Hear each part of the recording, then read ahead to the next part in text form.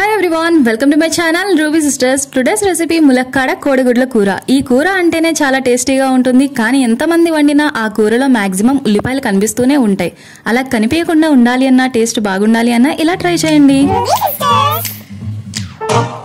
ముందుగా నేను ఒక 5 కోడిగుడ్లు అయితే తీసుకున్నానండి. వాటిని ఒక గిన్నెలో వాటర్ వేసి అందులో అయితే వేసుకున్నాను. ఇప్పుడు ఒక స్పూన్ కల్లుప్పు అయితే వేసుకుంటున్నాను. మీ దగ్గర ఏ సాల్ట్ అయితే అవైలబుల్లో ఉందో అది వేసుకోండి.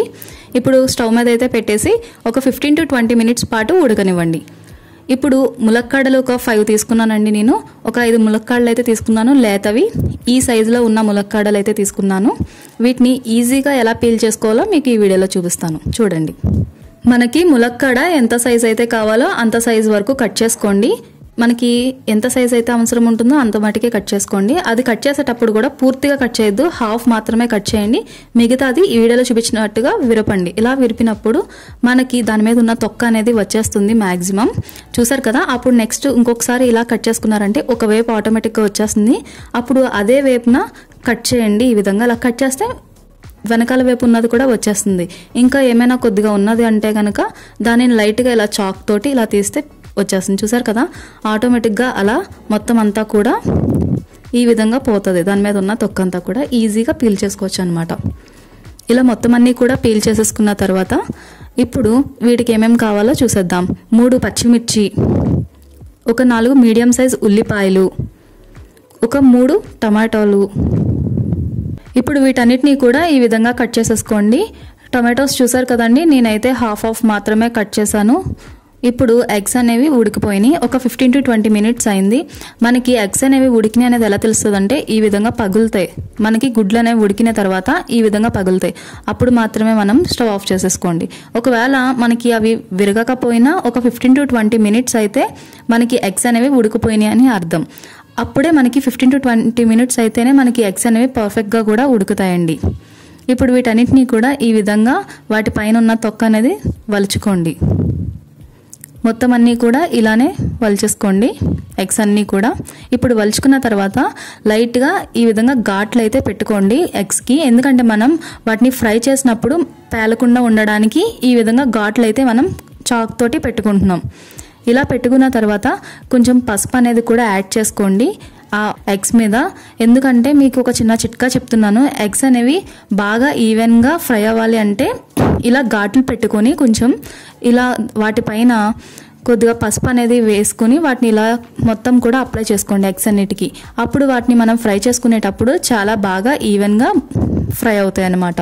ఇప్పుడు కడాయి పెట్టుకొని అందులో ఆయిల్ అయితే యాడ్ చేసుకోండి. ఆయిల్ బాగా హీట్ అయిన తర్వాత మాత్రమే, ఈ టిప్ గుర్తుంచుకోండి, ఆయిల్ బాగా హీట్ అయిన తర్వాత మాత్రమే ఎగ్స్ అనేవి ఆ ఆయిల్లో అయితే యాడ్ చేయండి.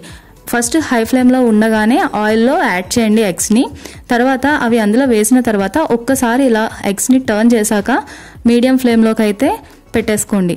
మీడియం ఫ్లేమ్లో పెట్టుకొని మాత్రమే అప్పుడు ఫ్రై చేస్తూ ఉండండి. అప్పుడు మనకి కడాయిలో ఎగ్స్ అనేవి అతుక్కోవు.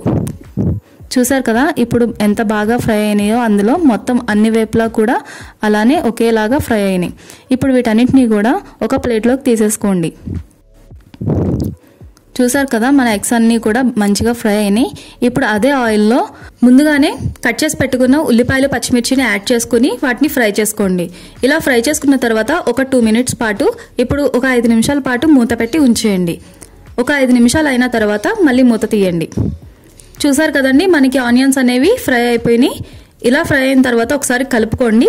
ఇప్పుడు కలుపుకొని ఇందాక మనం ములక్కాయల్ని పీల్ చేసుకుని కట్ చేసుకుని పెట్టుకున్నాం కదండి, వాటన్నిటిని కూడా ఇప్పుడు యాడ్ చేసేసుకోండి.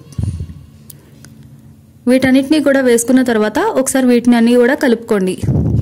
ఇలా ఒకసారి కలుపుకోండి. ఇలా కలుపుకున్న తర్వాత 5 to 10 మినిట్స్ పాటు మూత పెట్టేసి ఉంచేయండి ములక్కాడలు మగ్గేంత వరకు. ఒక 5 to 10 మినిట్స్ తర్వాత ములక్కాడలు అనేవి మగ్గిపోతాయి. చూసారు కదా ఎలా మగ్గిపోయినాయో. ఇప్పుడు ఇందాక మనం కట్ చేసి పెట్టుకున్న టొమాటోస్ అయితే ఉన్నాయి కదండి, వాటిని ఈ విధంగా పిండుకోండి. మనకి ఆనియన్స్ అనేవి కనబడకుండా ఉండాలి అంటే కూరలో టొమాటోస్ అనేవి ఈ విధంగా పిండుకుంటే ఆనియన్స్ అనేవి మనకి కర్రీలో కనబడవండి.